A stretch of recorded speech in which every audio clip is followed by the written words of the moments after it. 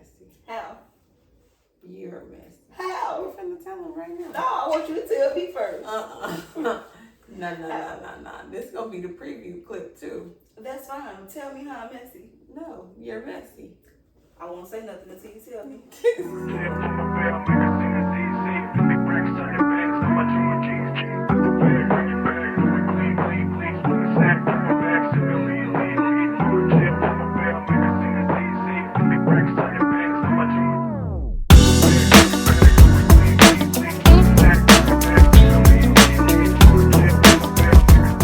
Hey everybody, and welcome back to Memoirs and Some, the podcast. It's your girl, Myia Dominique, and I have my favorite girl of all my girls. Y'all already know the one and only, my twin, my sister. She 3 for 3 on the episodes, y'all. We are proud of her. She did 2 in season 1, and we here at 1 on season 2. So I'm proud of her. Popular demand, of course. Of course, by popular demand. For those of you who don't know, this is my sister Mimi. For those of you who do know, welcome back. It's my sister Mimi. And she can introduce herself if she wants to, but I just told y'all who she is. There's nothing else to be said. She gets on my nerves. It's Hollywood shit. Hollywood is me. Oh my God. So I hit my sister and I was like, I really feel like we need to do an episode that kind of speaks towards like friendships and relationships. Me and my sister talk a lot. Like, I value pretty much everything she say. I be irritated and, on that other stuff. But when it comes to surrounding yourself with the right people, surrounding yourself with people of your like-mindedness, or just being cautious of how you are with the people that you are around, because she used to have to tell me, like, nah, you handling me a little too rough, and sometimes we consciously do it and sometimes we consciously don't do it, or unconsciously do it, I should say that. So with that, I would ask her, like, have you ever been like the outcast in a friend group, whether it's the good outcast or the bad outcast? And when I say good outcast, meaning like you the friend that's financially stable and everybody else kind of like penny pinching. Even though everybody else is penny pinching, those the ones that's really like together, because now you like, well, yeah, I do this, or your lifestyle consists of something different. And it go both ways. Maybe you are the big friend, or maybe you are the friend that's maybe not as more attractive as the other ladies in your friend group. It happens. And we've experienced it too many times in our friend group. So I felt like this was a topic for us to kind of dissect and kind of give y'all some real life examples, but at the same time, like, real life experiences on how to handle it. And like even some of the dialogue in our conversations, because like as sisters, you gotta tell each other the real deal, Holyfield. So like, she'll be like, she ain't for you. And she'll leave it at that. She'll lay that on me and walk away, sip some wine, roll a blunt. And you be like, well, what are you talking about? I said what I said. That be the end of it. And what else is there to say after that? Okay, so break down your piece of that then. What do you mean? My piece of what exactly? Being the outcast in a friend group, consciously or unconsciously, whether it's on the good side or the bad side. Both. You have been both? Yes. Okay.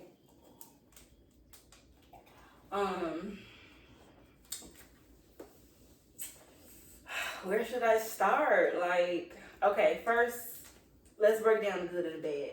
Let's do that. So, what's your definition of good and bad? And then I can break down how I fit into that. Okay, maybe I'll give you a different question then. I see where you're going. Have you ever been the outcast in your friend group on the good side? Meaning, you were maybe the more financially stable friend, or you were the more attractive friend, or you were the friend that was more, athletic, or more into like keeping yourself up or more into fashion than others. I feel like those are good outcasts, although like it still make you feel like shit sometimes, you know, when you're around other people, because you don't want to seem like, oh, I'm being a butthole, but at the same time I don't want to have to dim how I am because of the people around you. But then sometimes people will say, well, then you need to change the people you're around, and that may be true too. So we'll get to that piece. But on the good side, I've been in that place on the good side where I've been the more financially stable best friend, not best friend, but friend, or the cuter friend. I've always struggled with the smaller thing. You got to be conscious of what you say. Like, for me, I might feel like I'm big, but for somebody that's bigger than me, they looking at me like, bitch, I would wear that. You're crazy. But for me, I'm looking like, oh, I'm too big to be wearing it. You know what I'm saying? And I don't consider that being like the bad outcast, where it's like, I can't even say it's good or bad because I'm me. okay. And I don't say that arrogantly. I say that because I'm me. Whether you like it or not, you don't have to be my friend. Mm-hmm. So it's like, you know what comes with me. If you don't like it, you bad. Kick me out your friend group or whatever you got to do. I don't care. Not saying that I don't care about how you feel, but it's like, what's the issue when you could change it? Why make it an issue within friends if you could just change it? So you basically saying like, why make it be why make it good or why make it being good or bad if you just don't like how you are? Because everything about a person is not always good and it's not always bad. Yeah. You have flaws with everybody. You can't put it into a category. That's just how they are. It's either, I tell you that all the time. It may seem like I don't care, but this is who you are. So I'm not going to change who you are. I just deal with it. If I don't like it, I can get the fuck on. Like, that's just how it is. But you didn't answer the question. Have you ever been the outcast in the friend group? I can't really say. Yeah, good or bad. But that's what I'm saying. I can't really say. I'll say both because I can't really say I'm me. Like, to some people, I may be the more financially stable. To some people, I may not. I don't know. I can't really say. I don't count people's pockets either. Because what I have, I share it. So it's not like when I step out with my friends, we gonna get it together. Right. So I can't really say if. But I'm not even talking about just being an adult, just in life, period. I've gone through that, and even in being, I was the only black girl at my elementary school from K through 2nd grade.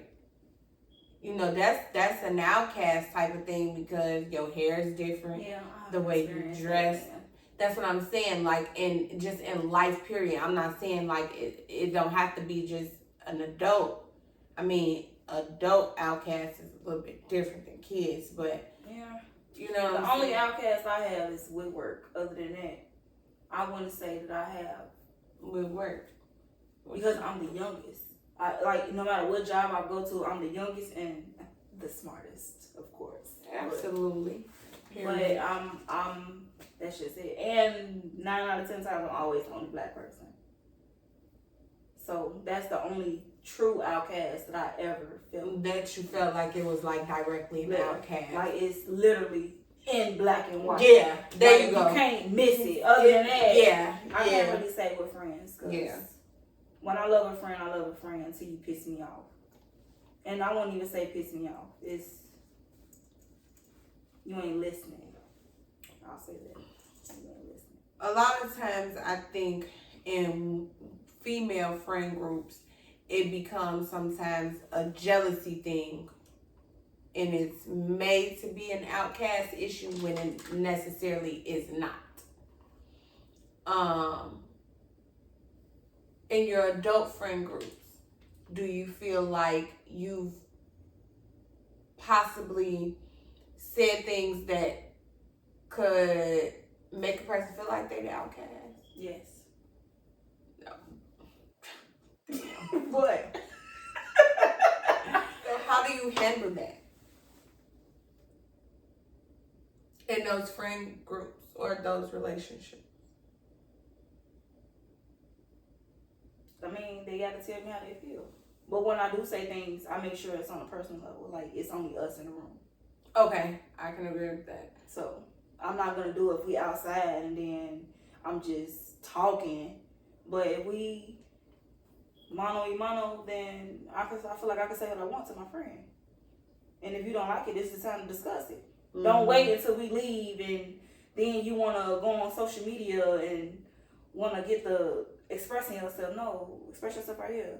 But yeah, I'll say how I feel. I know it might push a button, but if I can't say how I feel, then we'll be friends for it. That's true. That's true. So I have an example. When you're in a friend group, like for me, I'm in a friend group. I've been in a friend group, a couple of friend groups actually, where I've been the smaller friend. And I saw this on another podcast, this particular big versus little topic, because I get it a lot when people see pictures of us. And not people say stuff unconsciously, and I get on people's ass because I hate, and I'm gonna tell you the term in a minute. But I felt like this was a good ass example because when I watched the podcast, I said, and then the name of the podcast is called Fat Black Girls.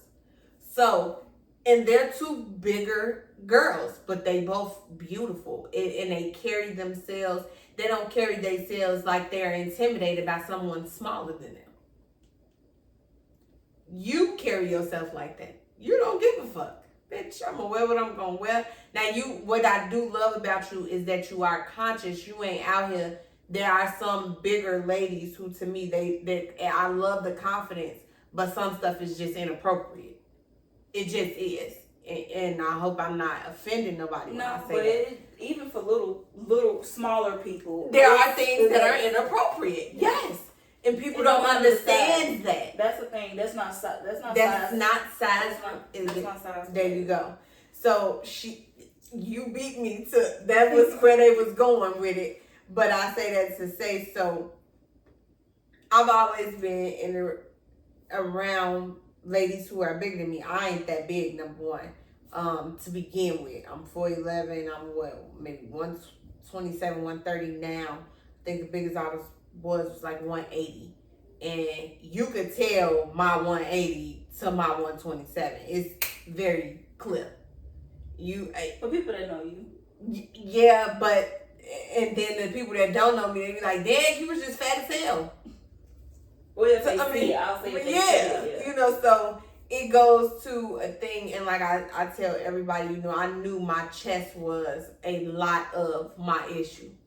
That was where a lot of my weight was being carried, and that's where a lot of my uncomfortableness was.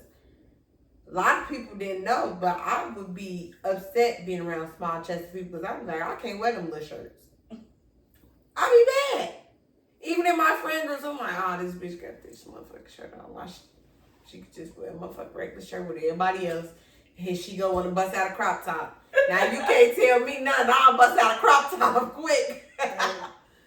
So I say that to say, do you give you're the friend that's big, or you the big friend in the group? Both of them. No, not you. Oh. Yourself. I'm saying when certain people in your friend group are being addressed. Like, I know for a fact there was a friend group you and I were both in, and you're going to know who I'm talking about when I say this. And she was the big friend. And I'm not talking to, and I love her to death.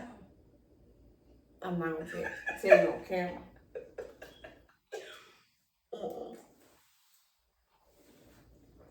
She was the big friend in our friend group, and she was like that for a long time. Even though like she's lost weight and she's not even big. Oh, okay.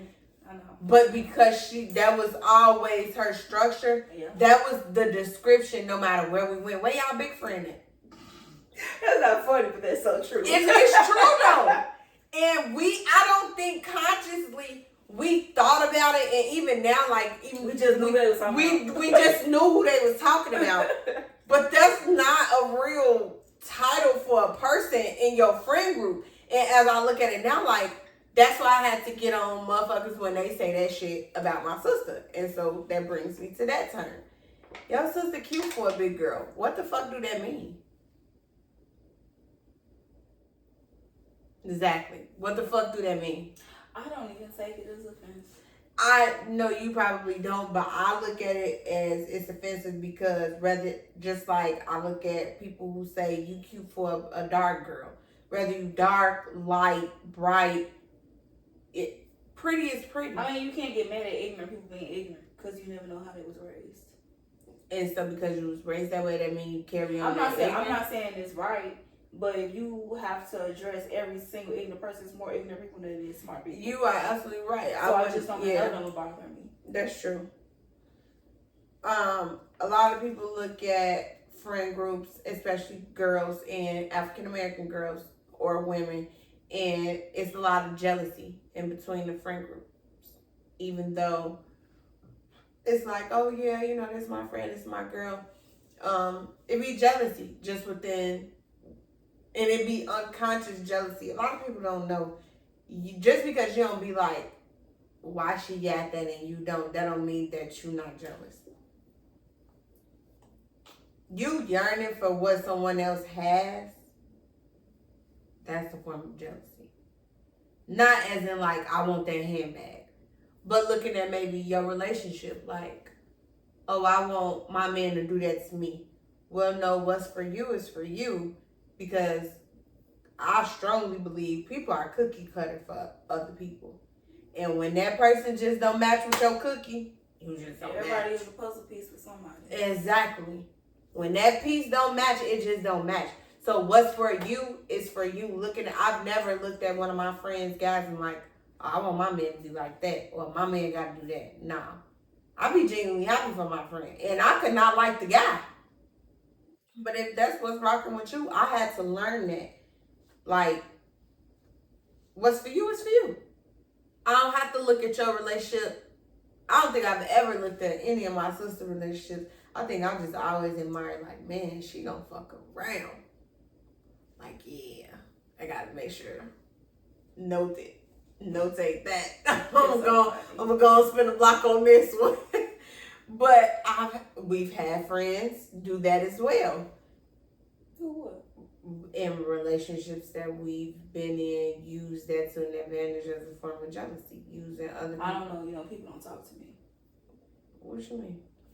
You said we've had it in friend groups. I'm saying people don't talk to me how they talk to you. And you know that. No, that's not necessarily true. That is true. Yes, it is. She lying on this fucking I am episode. not. People don't like me because they don't like what I hurt their feelings, apparently. Because sometimes she give the big friend instead of a friend that's big. That's why. What am I supposed to be? Oh my God. It's not what you say, it's how you say it. Well, how else am I supposed to say it? That's messed up. Look at your face. But what I'm saying is, if you know this is how I am. I do understand what you're saying. And I think that's where, to loop this back together, where the kind of lines get drawn sometimes. I think sometimes people expect different things from people knowing where they are and who they are. When you show me, my mama say this to me all the time, if they showed you who they are, believe them. Mm-hmm. So if this is how this person is and you don't like how they're saying things or how they are carrying themselves as your friend, that is up to you to remove yourself or to continue to allow. Because what you allow will always continue. But I also think people don't always take what they friends say seriously and genuinely wholeheartedly, especially our millennial generation and group. We take everything our friends say as, oh, she jealous of me, or she want this, or it's because of this. And sometimes judgmental. That's the word. Oh yeah, or she's judging me, mm-hmm. Or and it don't be that. It don't be that. Sometimes I just genuinely am telling you something out of love When you call yourself having a friend, friends tell you stuff out of love. It's not even always love. Sometimes you can really see the potential in people. But if they not seeing it themselves, I'm not going to make you see it. You got 3 times with me. After that, I'm not going to waste my energy. Because if you don't see what I see, then that means we're never going to be aligned. And I think that's where a lot of outcasts come in friend groups. I really do. When you, and hear me out. If you and I are both in 3 years, we're just saying 3 years, you and I have excelled some way, shape, or form in our goals or aspirations or anything.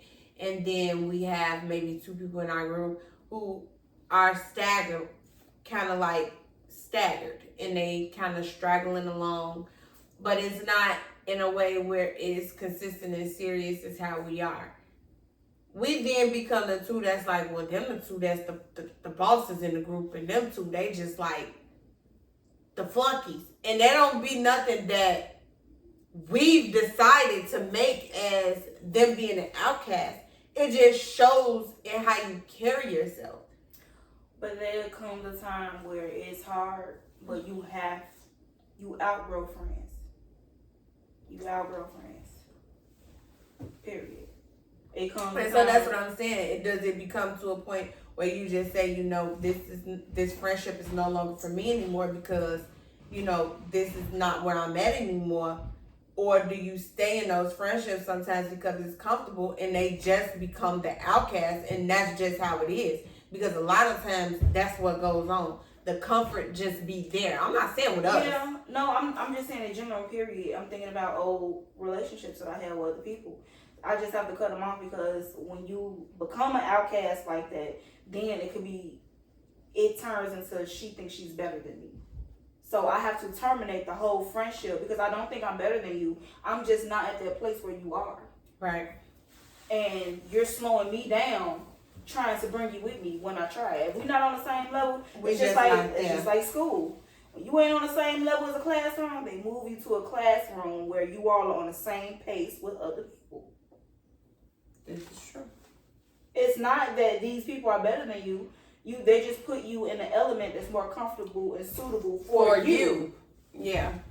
This relationship is just not suitable for me. It's just like when you break up with somebody and y'all still remain cool because you just realize this is not for us. Mm-hmm. Y'all are just meant to be friends. It's no hard feelings. It's just that's not where you're at no more. Yeah. And people don't understand that. I think a lot of times it becomes misconstrued with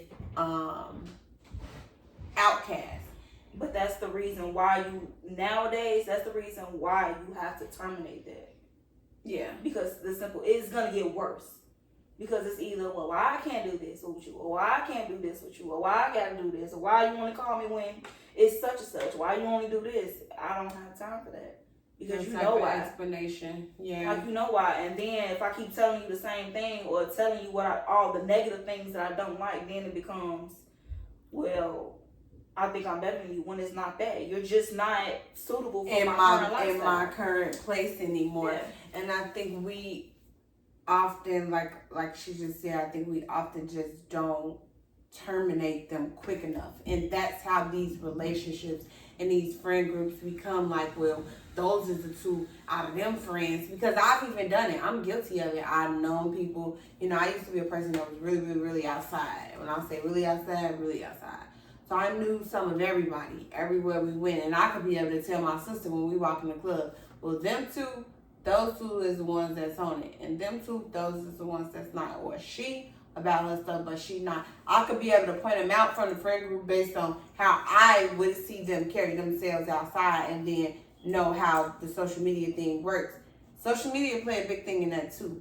A lot of times, outside people will influence a relationship and project something that may or may not be. Don't get me wrong. You do outgrow people. But sometimes social media will have you to feel like, well, yeah, because look at her followers, or look at her this, or look at her that. And they make it as a person is an outcast. I've watched Then that you still- unfold But then you so still many have to times. turn up those same people. No, I'm not disagreeing with the way that you handle it. I'm giving another scenario on how it, especially with our generation, social You just media. have to mold with the way of the world. But I used to be outside a lot, but I've changed. I grew up. Yeah. Tremendously. Yeah. I wasn't always this adult. Absolutely. I was very childish and petty and didn't care.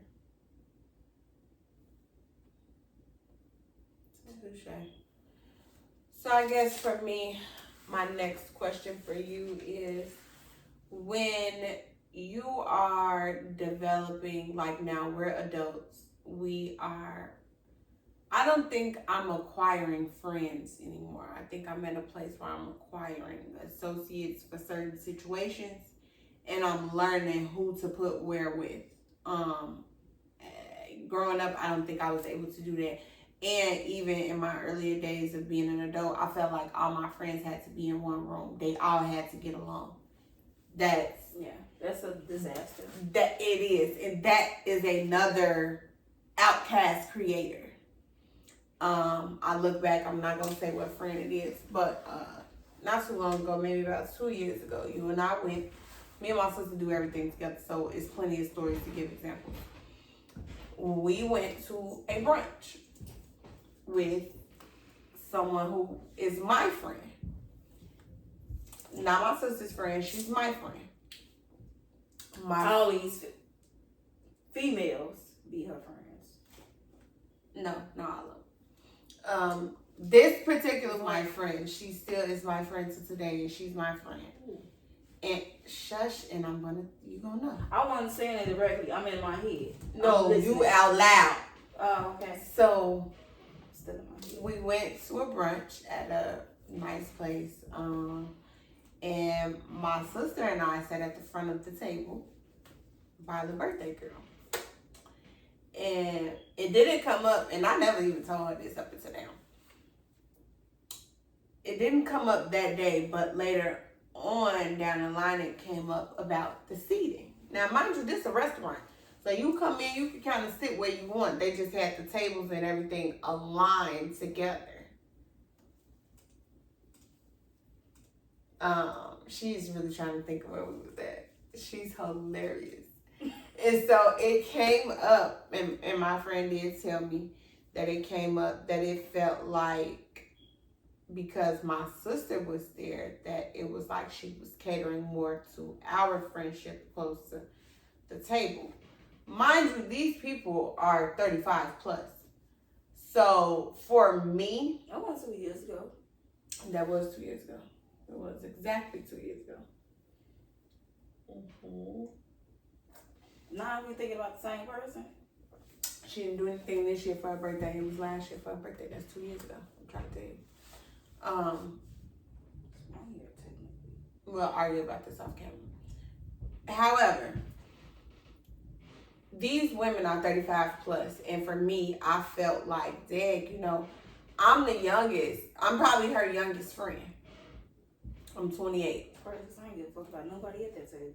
And she didn't know any of these people at the table. I know some of these people at the table. And for me, it just felt like, this is my friend. I'm always going to come and support. And for her, I think she felt like she was spreading her love around the table. I felt like she was moving around and engaging with others. I felt like she went and sat down. And the person that particularly had the problem, I felt really a little crazy, because I felt like, dang, she had actually went down there. It's her birthday. She shouldn't really have to cater to nobody's feelings. Yeah. It really didn't matter how nobody felt at that table, as long as she was happy and feeling good. But when you're talking about people that came late, but okay. Yes. So with that being said, sometimes people make you the outcast. That was a situation where we, unconsciously were just us. But when you are at a certain caliber, when you sit at a certain thing, and a lot of times, like I said, it be jealousy, and it just be unconscious jealousy. When people have things that they have flawed within themselves, they find other reasons not to like other people or pick other people, because her sitting down at a restaurant in a chair for her birthday at one end of the table should not have turned nobody pennies in no bunch. They want her to sit in the middle of the table. I don't know, like it ain't no throne chairs in that motherfucker. People so weren't even there on time. They barely wanted to seat us. But that's neither here nor there. People can't even say nothing because we literally had a whole table was in one conversation. Literally, because that's how many people was there when it was time to be seated. There was a whole 2 tables not even full. And they didn't come for about, 15, 20 minutes later? It didn't even matter. At that point, everybody was engaged in the conversation and people walking up. People were just kind of coming up, straggling in, sitting down because people were so late. We had already ordered drinks, like our drinks were out. And it was pretty full that day. Our drinks were out. And it's Sunday and a brunch. Sunday is a brunch day. So, there were people there. So I say that to say people make things an outcast sometimes or make you be an outcast. That's a situation where we was just made to be the outcast. We ain't know none of them people. We ain't know none of this stuff that was going on for nobody to feel no type of way about us. And she my friend. She not even my sister friend. So what's the issue for real? And one ain't talking to me. Yeah.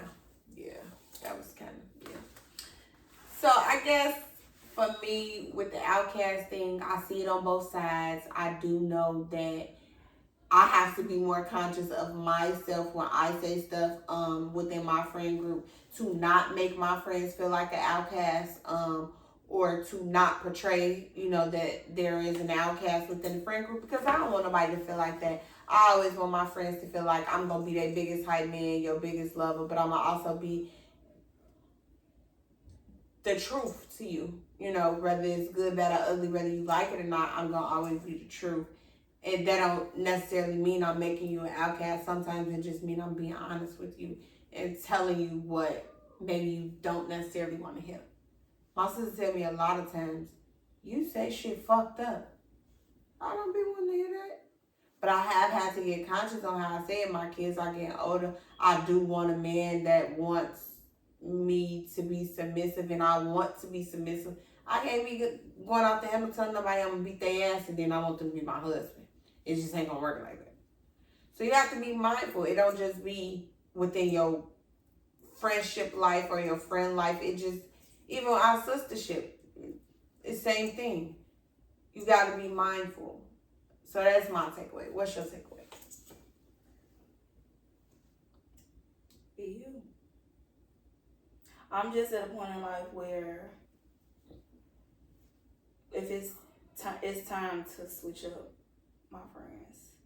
And if I feel like all my friends are not on the same level as me because I feel like we should all be equal. If I feel like I can't invite you somewhere because you be on some other shit, I don't got time to be picking and choose. I can't invite this friend. I can't trying to outcast one person to another. I don't want to do that. Yeah. So I'm just, if I can't invite you everywhere because we friends and want to do friend shit, then I gotta get rid of you because I'm in that life where I ain't got time. Well, I can invite you here to ratchet shit, but I can't invite you. But I can't bring you shit. here. Yeah. No, I want to be able to bring that same friend. We leave fucking Sexy Red and go on here to go to Beyonce fucking conference call or something. Like, no, I don't got time for that. I'm just over it. So if it causes me to only have 2 friends, hell, so be it.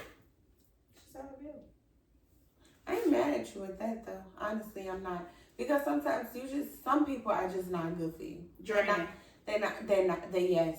And sometimes we be dragging along like, oh, they the outcast. But in all actuality, they just not a part of it. They just are not in that place. And we don't know how to just say it's time to leave it alone. So then that's when it turns from giving the big friend in the group to big friend. And you portray it out. A lot of people don't see the difference and know the difference, but if you know, you know. If you really know and you really are conscious on how, it's a very big difference in saying that my friend that's bigger and she's the big friend in the group. It's a total difference. It's a big difference.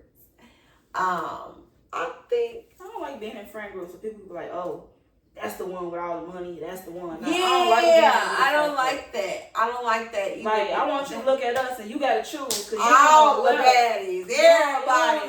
You get one. Because everybody coming how they coming. And I do agree with my sister. We do get that a lot, though. Like, even though I'm bigger than you, we still get the same amount of attention outside. Oh, yeah. Please, don't ever, for all the bigger females, never let that shit fool you. These niggas love Rose, baby. And they like to ride. Yeah, because I had me a couple rolls and they were still on me. That's all the I'm rolls saying. ain't Like, nothing. I can walk into a room and get the same amount of attention. So it really... And there's no intimidation between the two of us. I think that makes a difference too. When y'all both carry yourself that way, you know, and like she said, with all her friends, she don't want none of her friends to feel like an outcast. She want everybody to be looking like money, smelling like money, feeling like money. So I'll just use money because it's an easy adjective and it's easy, you know, noun, whatever. Sure. But everybody coming on that same caliber. That makes a difference in your friend group. That makes a difference in your relationships amongst the young ladies. Because me and my sister could talk about everything. I could call her and run a business idea to her. And by the time you look up, we'd have been on the phone an hour. We didn't cover business stuff. We didn't cover parenting stuff. She didn't tell me about her experience with this. I didn't tell her about some stuff that didn't happen with the kids. Then we didn't flip to talk about cooking. Girl, what you cooking? Oh, I'm cooking this. And by the end of the day, we didn't talk for an hour and a half. Yes, she's my sister, but she's my very best friend. And on top of that, we universal with our conversation. I understand wanting that everywhere. I definitely do. It becomes draining when you gotta be like, okay, so this is my ratchet friend. I know everything she finna say don't got nothing to do with nothing. That's an hour wasted on nothing. Or you want to talk about certain things with certain people. Right, I can't run my business idea with you. I can't tell you like, girl, yeah, I'm finna have this and I want you to come to this because I know you're gonna come in there acting like Sukiyama. Yeah, but when you talk like that with people that don't understand, it's like you're bragging. Even though it's not. You could generally need help, but it just seems like they're bragging because they don't understand. Yeah. And I don't want to be put in that situation where I feel like I'm the only one elevating. Yeah, I agree with that. Yeah, I definitely agree. I'm going to help you elevate yourself. Once I see no progress, you got to go.